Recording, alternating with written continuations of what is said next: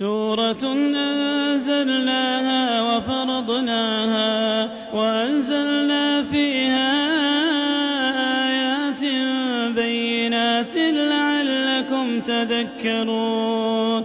الزانية والزاني فاجلدوا كل واحد منهما 100 جلدة ولا تأخذكم بهما رأفة في دين الله إن كنتم تؤمنون بالله واليوم الآخر وليشهد عذابهما طائفة من المؤمنين.